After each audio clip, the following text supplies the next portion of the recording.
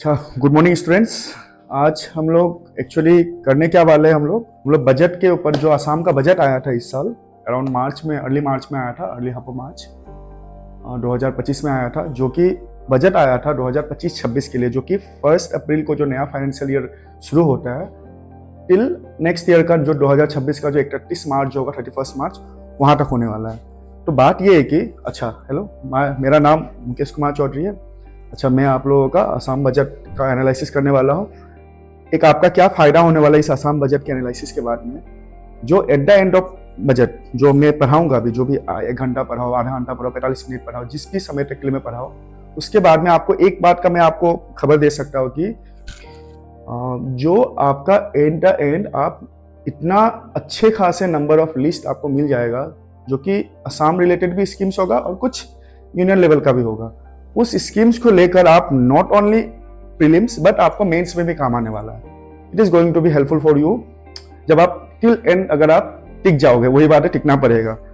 मैं कुछ चीजों को मैं लिख के लाया हूँ, रख के लाया हूँ, और सबसे बड़ी बात है कि मेरा रेफरेंस जो है फाइनेंस डिपार्टमेंट ऑफ असम है। डिपार्टमेंट ऑफ फाइनेंस जो है असम गवर्नमेंट का, उसी से मैंने लिया है चीजें, मोस्टली वहीं से लिया हुआ है। 90%, 99% भी बोल सकते हो, कुछ छोड़ के आप। और जो भी कुछ मैं पढ़ाने वाला हूँ, आप लोग ध्यान से पढ़ना, ये काम आने वाला है। होने से आप शॉर्ट नोट्स भी बना लेना, नहीं तो मे भी आपको यहाँ से आप जो जो मिलेगा आपको एक एक छोटा छोटा नोट्स बना लेना, पोच करके देखना, जैसे भी देखना लेकिन देखना पड़ेगा आपको। एट द एंड काफ़ी चीज़ें आप लोगों को पता चलने वाला है। क्या मैं स्टार्ट कर सकता हूँ? I guess I should start now. ठीक है स्टूडेंट्स, तो स्टार्ट करते हैं असम बजट का एनालिसिस। क्या है असम बजट? अच्छा, असम बजट कराने से पहले मैं एक आइडिया देता हूं ओवरऑल बजट होता क्या है। हमारे कॉन्स्टिट्यूशन में आर्टिकल दिख रहा होगा, आई गेस 112 है। इसमें एनुअल फाइनेंशियल स्टेटमेंट का बात बोला हुआ है। सेम वो तो यूनियन के लिए हो गया, सेम उसी तरीका से आपका हमारे स्टेट गवर्नमेंट में भी आपका बजट आता है, annual financial statement.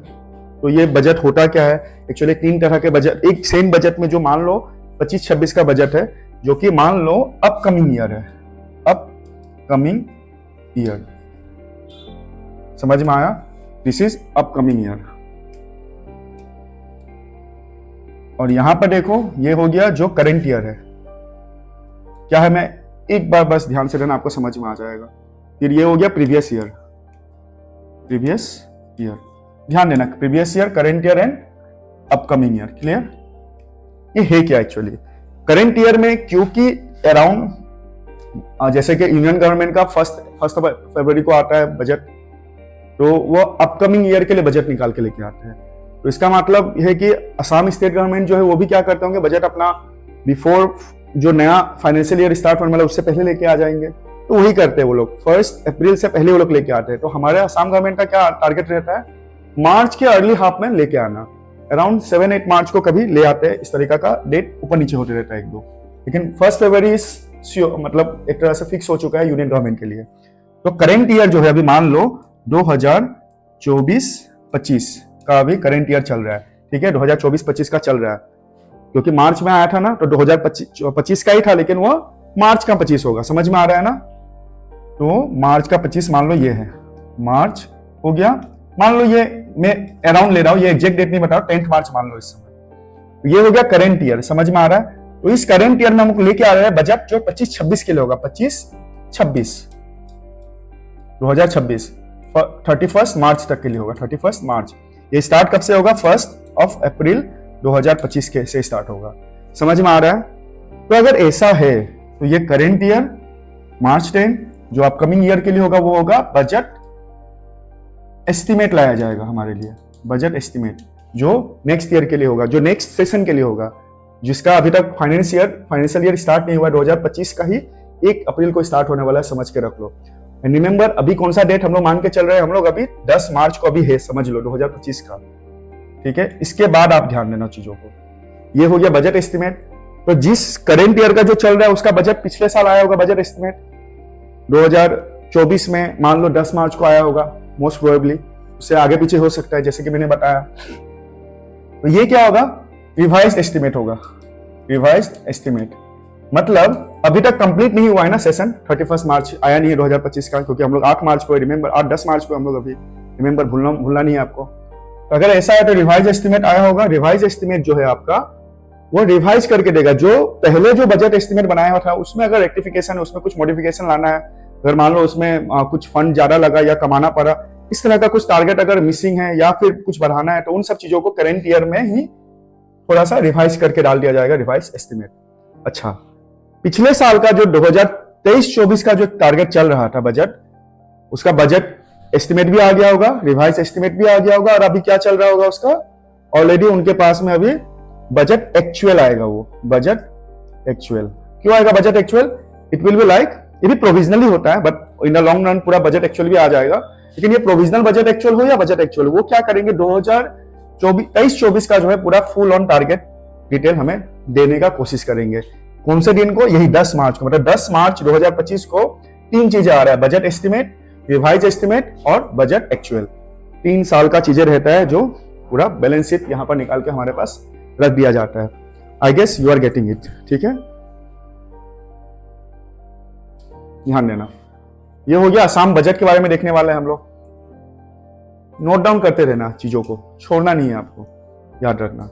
Assam budget का एनालिसिस आपको पता होगा, जो असम के जो बजट आता है, जो फाइनेंस जो डिपार्टमेंट का जो मिनिस्टर है हमारा, वो एक लेडी है, अच्छी बहुत, मतलब she is one of the longest, मतलब लेडी फाइनेंस मिनिस्टर है स्टेट्स के केस में।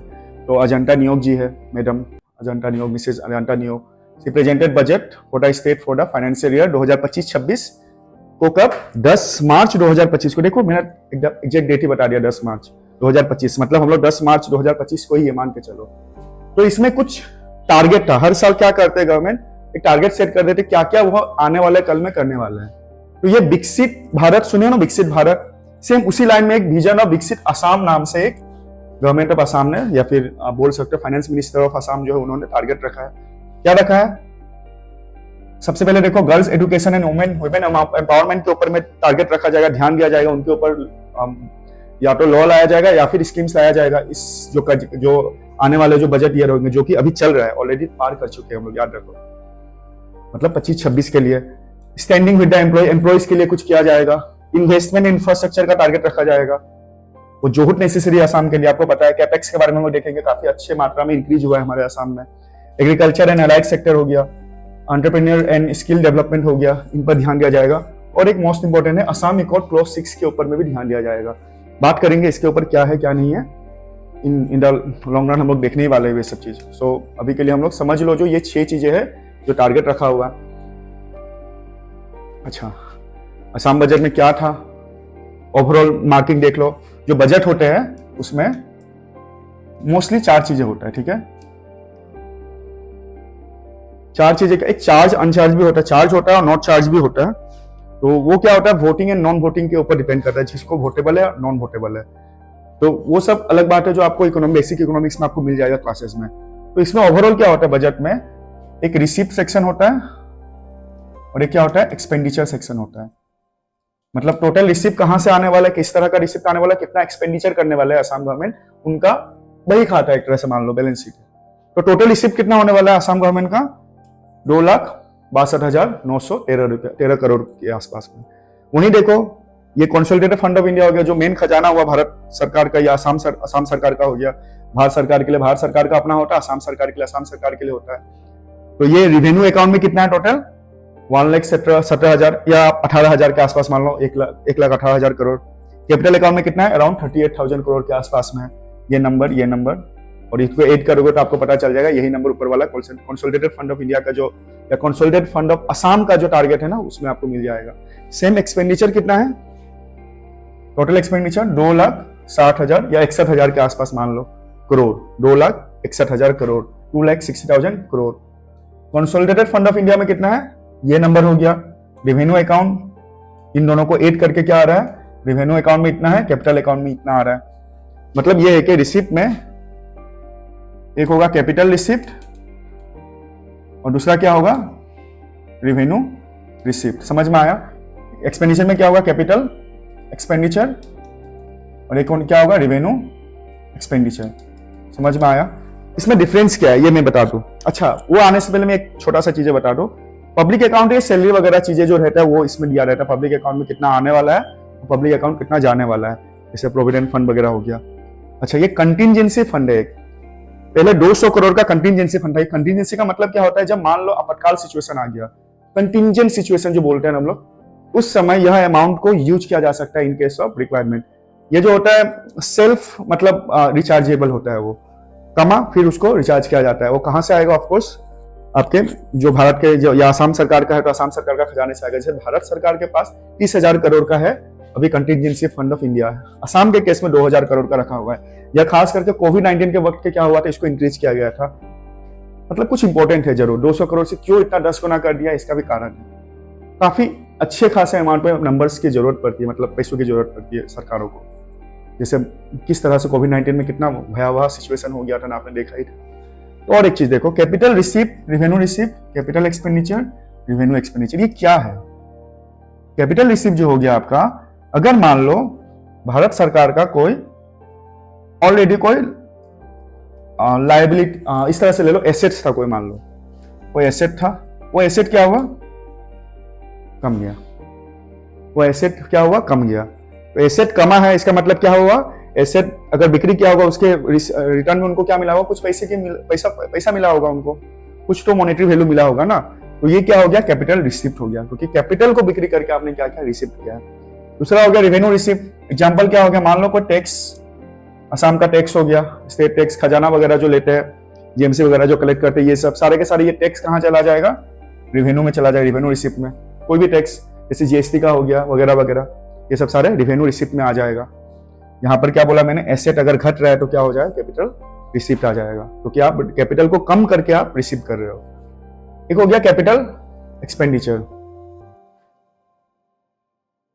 इसमें क्या है, अगर कैपिटल एक्सपेंडिचर है, इसका मतलब क्या कर रहे हो, आप एक्सपेंडिचर कर रहे हो कैपिटल में, तो आइदर आप क्या करोगे, एसेट को क्रिएट करोगे, एसेट क्या होगा, वो बढ़ेगा। एसेट बढ़ेगा यानी कि मान लो आपने क्या किया, ब्रिजेस बना लिया, या फिर बना लो एक नया पीएसयू खोल लिया गया असम गवर्नमेंट के द्वारा, पब्लिक सेक्टर कंपनी जो भी है, तो वो खोल दिया गया। इसका मतलब उसके बाद उस पर्टिकुलर एसेट से आपको क्या मिलने वाला है, इन फ्यूचर आपको कुछ बेनिफिट मिलने वाला है, मतलब कुछ इनकम होने वाला है। तो ये क्या हो गया, कैपिटल एक्सपेंडिचर हो गया, आपने कैपिटल एक्सपेंडिचर खर्च कर दिया।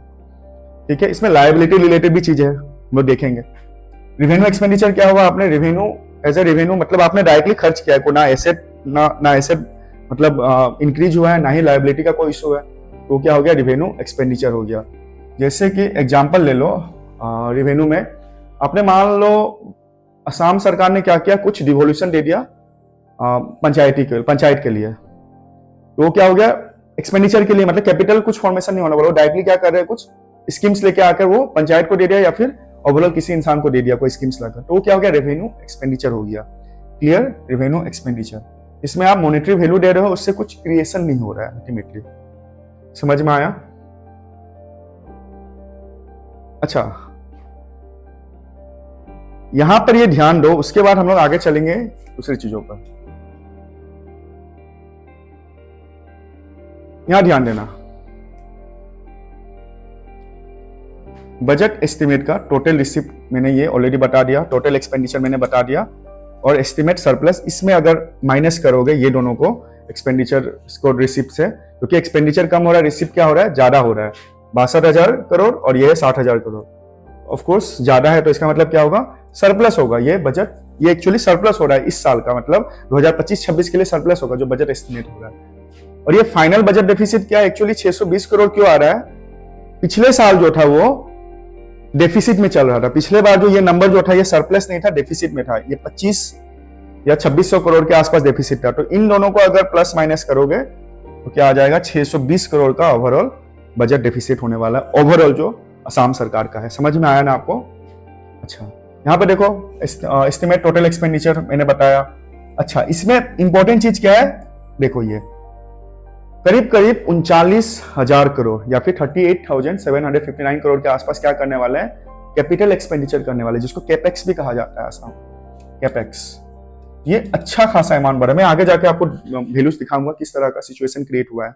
और कुछ देखो 13% क्या होने वाला है, जीएसडीपी होने वाला है, जो कि ग्रोस स्टेट डोमेस्टिक प्रोडक्ट होता है। क्या होता है जीएसडीपी, जो भी मॉनेटरी वैल्यू, जो भी monetary value of all the goods and services produce in a particular territory या एरिया होगा।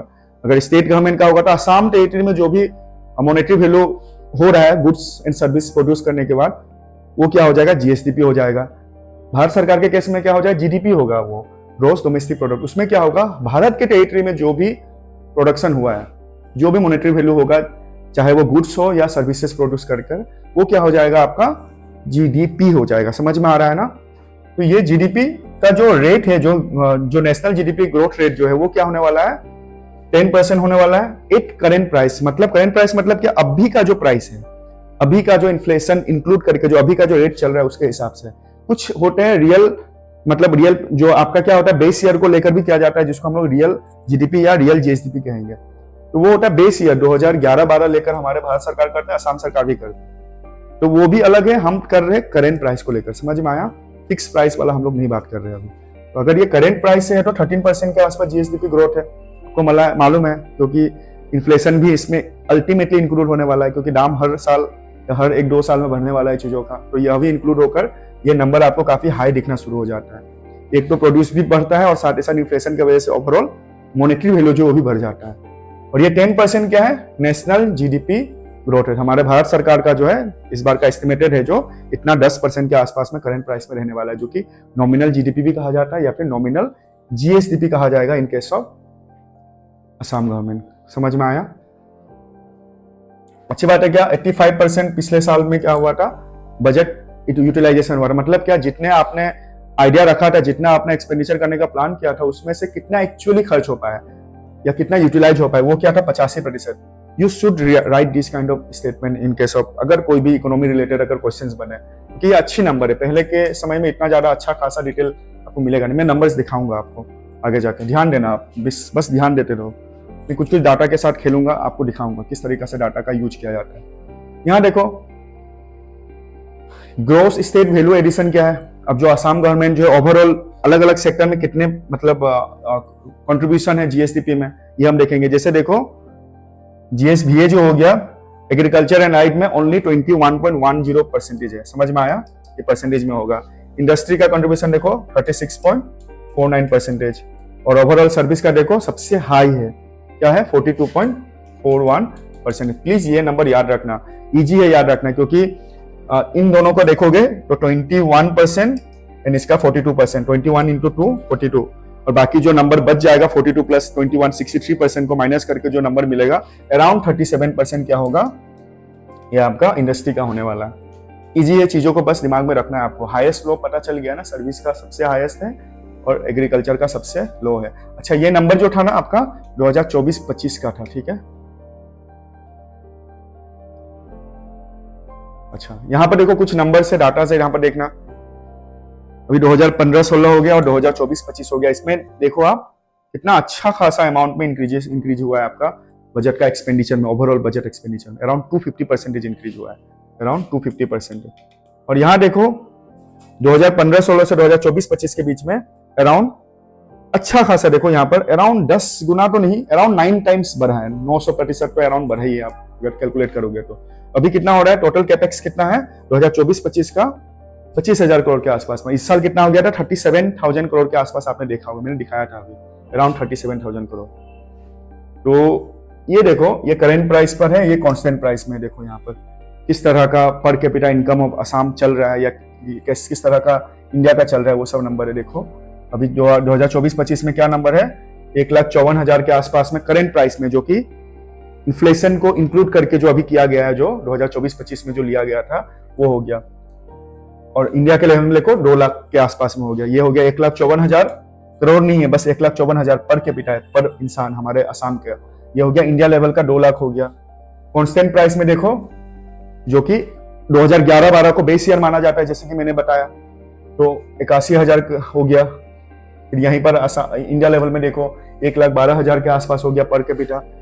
ये इंक्रीज हुआ है, देखो कहां से कहां हुआ है, ये 75 से लेके 1,54,000 हो गया है, डबल हुआ है, ऑलमोस्ट डबल हुआ है, डबल से थोड़ा कम, एक्चुअली डबल ही हो गया। देखो 2017-18 से 2024-25 के बीच में डबल हो गया, 8 सालों के बीच में, 8-9 सालों में। और यहीं इसमें देखो अराउंड मान लो 50% के आसपास बढ़ा है, आप मान सकते हो अगर कॉन्स्टेंट प्राइस में अगर देखोगे तो it is also increase actually देखा जाए तो पिछले 8 सालों में। समझ में आया।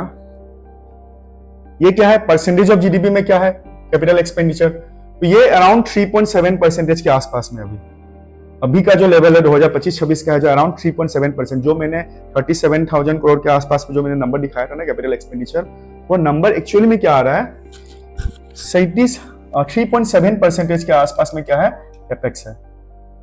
कैपेक्स ये 3.7% ऑफ क्या है जीडीपी है, ऑफ जीएसडीपी, सॉरी असम के केस में असम का जो टोटल जीएसडीपी है अराउंड 7,40,000 करोड़ के आसपास में, 40,000 करोड़ के आसपास में, 7.4 लाख करोड़ के आसपास में।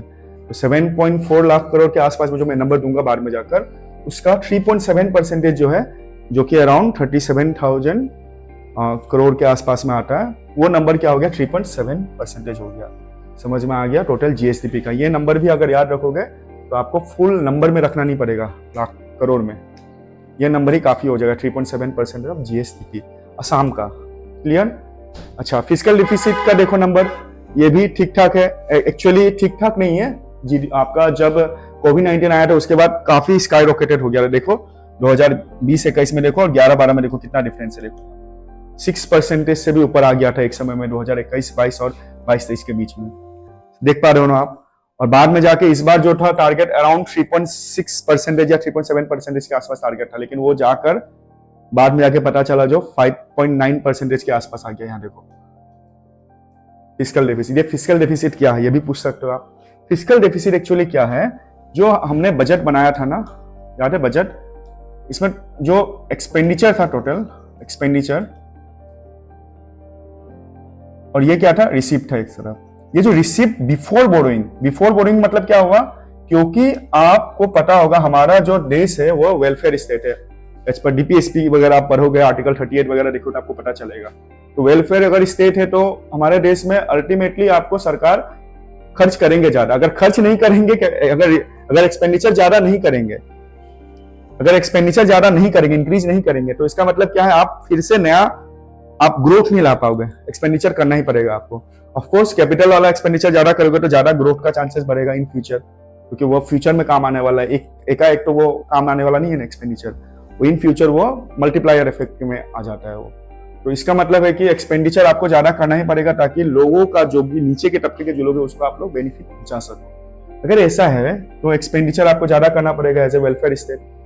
रिसिप्ट तो आपके पास इतना हो नहीं रहा है, तो कुछ आपको क्या करना पड़ेगा, बोरो करना पड़ेगा। काफी सारा तरीका है, जैसे भारत सरकार G6 रिलीज करता है, आसाम सरकार भी अपना खुद का एक लॉन्ग टर्म वाला ले सकता है, जो भी उनको चाहिए होगा, क्लियर, बॉन्ड वगैरह रिलीज करके। तो अगर इस तरीका का है तो वो एक्सपेंडिचर ज्यादा करना है तो एक्सपेंडिचर का अमाउंट ज्यादा है और रिसिप्ट कम आ रहा है उनका खुद का अपना पर्सनल या अपने लेवल पर, या फिर भारत सरकार से मिलने के बाद भी ग्रांट्स की तरफ, तो वो क्या करेंगे, कुछ बोरो करेंगे, कहीं से लेंगे, मार्केट से उठाएंगे।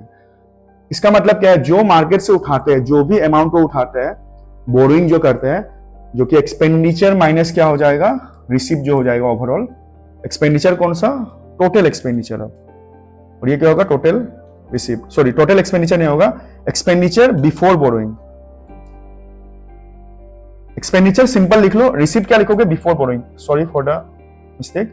बिफोर बोरोइंग जो भी रिसिप्ट होगा इसको आप क्या करोगे, एक्सपेंडिचर के साथ माइनस कर दोगे, तो जो भी वैल्यू आपको मिलेगा बोरो करने से पहले वो क्या हो जाएगा, आपने बोरो कर लिया, बोरो करने के बाद वो क्या हो जाएगा, एक्चुअली वही क्या है आपका बोरोइंग फिस्कल डेफिसिट दिखाता है आपका, कि आपका ओवरऑल जो बजट जो आप ला रहे हो उसमें कितने अमाउंट आपको बाहर से मार्केट से उठाना पड़ रहा है, आपके पास खुद का एक्सपेंडिचर करने के लिए आपके पास है नहीं, सो आप क्या करो, रिसीव कर रहे हो, वही अमाउंट क्या करोगे, एक्सपेंडिचर में लेके जाने वाले हो। तो यही borrowing is actually nothing but fiscal deficit of a country और अ स्टेट। समझ में आया। तो असम का नंबर क्या है हम लोग देखेंगे। देखो जैसे 2024-25 का देखो 3.67 के परसेंटेज के आसपास दिया हुआ था, एक्चुअली 3.5% मैक्सिमम अलाउड है, 3% अलाउड है, लेकिन 0.5% और इंक्रीज किया जा सकता है स्टेट के केस में। एज पर FRBM एक्ट भी हो गया 2003 वाला FRBM एक्ट, और साथ ही साथ क्या है आपके पास 2003 वाला, और साथ ही साथ RBI का जो भी नोटिस आता है टाइम टू टाइम, उन लोगों ने मतलब बताया है कि आप 0.5% से ज्यादा आप इंक्रीज नहीं कर सकते। Even finance commission of India ने भी टारगेट दिया कि आप मैक्सिमम 0.5% इंक्रीज कर सकते हो अगर पावर सेक्टर के लिए अगर आपको यूज करना है तो ओवरऑल कितना यूज कर सकते हैं, मैक्सिमम 3.5% ऑफ GSDP क्या कर सकते हैं स्टेट्स अपना फिस्कल डेफिसिट रख सकते हैं। समझ में आया? लेकिन टारगेट तो ठीक था 3.6 3.7% के आसपास, लेकिन बाद में जाके क्या हो गया, स्काई रॉकेटेड होकर एक्चुअली में 5.9% के आसपास आ गया। जो भी हो, इस बार का टारगेट थोड़ा कम रखा हुआ है, अराउंड 3.6 3.7% के आसपास रखा हुआ है असम सरकार ने, ये जो बजट जो चल रहा है अभी। तो इसमें देखते हैं क्या होता है, क्या उसमें रिवाइज करने के बाद थोड़ा चेंजेस आता है या नहीं आता है। एक और नंबर है, देखो, debt to GDP ratio. Debt to GDP ratio क्या हो गया, टोटल असम सरकार का कितना डेट है, डेट मतलब क्या, कर्जा, कर्ज कितना है, उस कर्ज को आप टोटल जीडीपी जो जीएसडीपी जो हो रहा है ना असम का, total debt to GSDP Assam सरकार का, क्योंकि स्टेट का है ना, ये अराउंड असम सरकार का 25% के आसपास में है। 26, 25, 24 इस तरह का रहता है, वेरी करता है, क्योंकि वेरी तो करता है, साथ ही साथ इंक्रीज भी हो रहा है अभी के समय में। राइट आफ्टर कोविड-19 इंक्रीज हुआ था, देखो यहाँ पर इंक्रीज हुआ है 2020-21 में, काफी अच्छा खासा इंक्रीज हुआ है, उसके बाद इंक्रीज होते चला जा रहा है। कुछ लोग बोलते हैं ये गलत है, कुछ लोग बोलते हैं सही है, डिपेंड करता है कि कितना टारगेट अलाउड है। ओवरऑल 20% अलाउड है स्टेट के लिए as per N K Singh panel, आपको पता होगा, जीएसडीपी, और भारत सरकार के लिए 40%। लेकिन अभी का जो समय दिख रहा था कोविड-19 के बाद में, काफी स्काई रॉकेटेड हो गया था, और स्काई रॉकेटेड तो हुआ, साथ ही साथ असम का भी क्या हुआ, बढ़ते बढ़ते बढ़ते बढ़ते 25% क्रॉस कर गया। अच्छी बात यह है कि असम सरकार का बाकी दूसरे 18 से पीछे है। असम का जो ओवरऑल जो डेट टू जीएसडीपी जो आ रहा है ना रेशियो, वो बाकी स्टेट गवर्नमेंट जो है हमारे इंडिया का, उससे अगर रैंकिंग करो तो 19वें नंबर में आ रहा है। सो ओवरऑल माना जा रहा है कि सही है। अगर ये नहीं करोगे तो आप कहां खर्च कर रहे हो, खर्च तो करना चाहिए ना। और एक बात है, अगर आप डेट ले रहे हो तो डेट को आप ज्यादा से ज्यादा आप यूज करो, नॉट रिवेन्यू के लिए। तो रिवेन्यू वगैरह खर्च कर दोगे, वापस आने वाला नहीं, उससे कोई इनकम नहीं होने वाला है। अगर आप कैपिटल एक्सपेंडिचर करके अगर डेट ले रहे हो, it is not debt bad, ठीक है। बहुत ज्यादा लेना बहुत बुरी बात है। जैसे जापान का 200% से ऊपर चला जाता है, यूएसए का 100% के आसपास चला जाता है। Debt may be good, debt may not be good, but अगर आप कैपिटल में कर रहे हो तो वो अल्टीमेटली आपको बाद में जाके हेल्प करने वाला, आपको लोन चुकाने में या फिर आप जो कर्ज लिए हो उसको चुकाने में आपको दिक्कत नहीं होने वाली, क्योंकि the same capital expenditure will be going to benefit you. कुछ तो कुछ इनकम तो आएगा ही आपको। समझ में आ रहा है ना?